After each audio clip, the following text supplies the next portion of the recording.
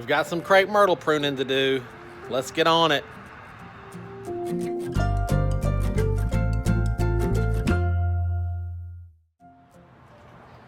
Welcome back to Horticulture Geek. I'm Ray. Thank you so much for joining the channel today. Today's video, we are going to be pruning the crepe myrtles. Now, I have done a crepe myrtle pruning video before, and hi everybody. all right, and I will link that here. But in that video, I specifically talk about crepe murder and how not to prune crepe myrtles the wrong way, which is how most people prune them. Most people just come in and whop them down, and that's really the wrong way to prune. But there's really a situation or two where you need to do that, and unfortunately, I'm in that situation, and I know some of you are too. These crepe myrtles were planted by the previous owners to the house way too close. They're in the wrong spot.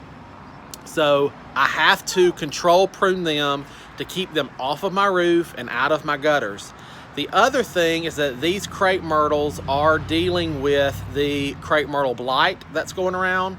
And so they've got the black residue on them. They've got the aphid infestation on them. So I'm dealing with that too. And so I need to clean as much of the tree up as possible to get rid of that so that I don't harbor that into the garden. And then I am going to have to chemically treat these crepe myrtles to help them. And I know that's not ideal. Organic gardeners, don't cringe. But I am going to have to chemically treat these. These crepe myrtles are unfortunately at the front of our house. The traffic noise is crazy, so I'm not gonna be able to talk much up there, so I'm just gonna set the camera up, let you see what we're doing, and then we'll talk some more in a minute. We're doing before and after pictures. Okay, so I wanted to show you what I was talking about, and I think over a minute ago I said it was aphid. It's not an aphid, that's my bad. This is a crepe myrtle bark scale.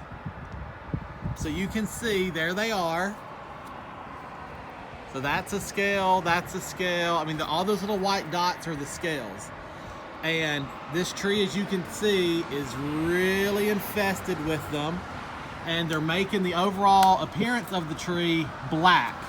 And it is very bad for the health of the crepe myrtles. So all of these branches that I can prune off and get rid of as many of them as I can is what I want to do. And then I can chemically treat what's left. So we're gonna set the camera up now and get to it.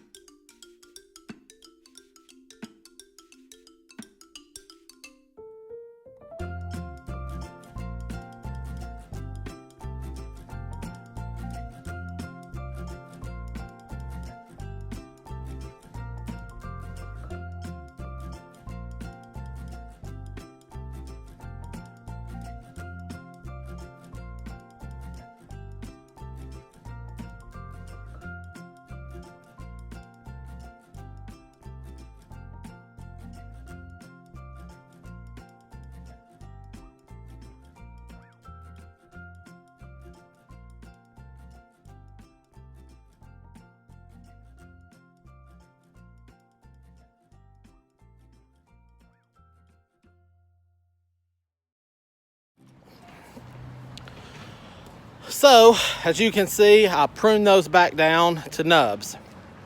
Now, a lot of landscapers or home gardeners who don't know any better that do that type of pruning will come in and, here we'll look at this crepe myrtle right here. They would come in and just cut the branch clean right here. And what I did, if you'll saw, is I just kind of pruned the branches off, and it leaves a nub where all the branches come off of each year, but that's okay because I want my tree to grow back. I'm just trying to size control it off the house, and I would not have even pruned it that hard had it not been so infested with the crepe myrtle bark scale.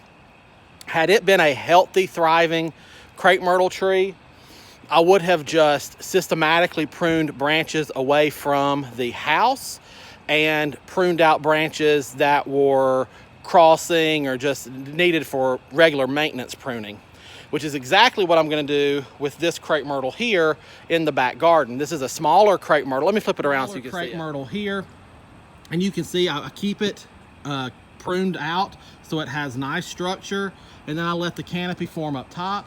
So all I'm going to do to prune this one is come in and look for any branches that are crossing each other, rubbing each other, pointing in the wrong directions, anything like that. This tree really is good because I have let it grow the way it's supposed to grow.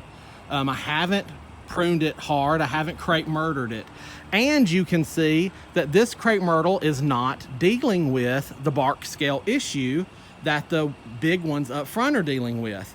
So the bark here looks nice and brown, light tan. It's got some green moss growing on it, which is perfectly fine and normal, but there's no nasty black mold look growing on these trees. There's no bark scale all over it. And it's because this tree, since it doesn't, it just doesn't have that issue, so I leave it alone as much as I can. One of the things I will prune is probably over here. Like this is getting a little crazy over here, so I'll take this out that's rubbing right there, and just prune up a little shape here on this. So that's really kind of the end of this video for today. I'm gonna go ahead and selectively prune this crepe myrtle here. But like I said at the beginning of this video, I have a crepe myrtle pruning video out there in my video list that you can click on and go see. And it should have been linked already in this video. So I won't bore you with watching me prune this one. But I did just wanna point out, because I did have a customer.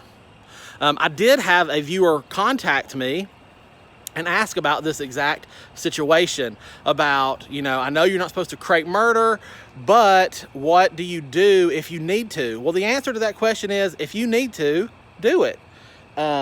It's not ideal for the plant, but in the situation like I have, where those were planted in the wrong spot, they get too big for where they're needing to be, and they're laying on my roof, they're getting in my gutters, I have no choice. They're still very nice crepe myrtles. I just have to crepe murder them, do a little selective pruning on them to keep them in check. Whereas this one, I'm not gonna do that too. I'm just gonna let it go, which is the ideal and preferred method. So if you do need to prune your crepe myrtles hard like that, it's okay, you can do it. Just know that it's not ideal. It is opening up a bunch of wounds on the plant, so you're going to want to do it in a semi-dormant. So right now, we're in early spring, it's February here, the plant is still dormant, it has not started budding out yet. That's ideal. You don't really want to do that when the plant is actively growing. It'll just bleed and wound, it'll be nasty. Don't do that. So do it now, just knowing that if that's what you have to do, go for it. I hope you found this video informative. I hope you've enjoyed it. I hope you enjoyed watching us just do a little routine maintenance here around the garden. If you did, give us that thumbs up. Subscribe to the channel, click that notification bell. We would love to have you join us on our journey. But until next time, from our garden to yours, we wish you all the best and happy gardening.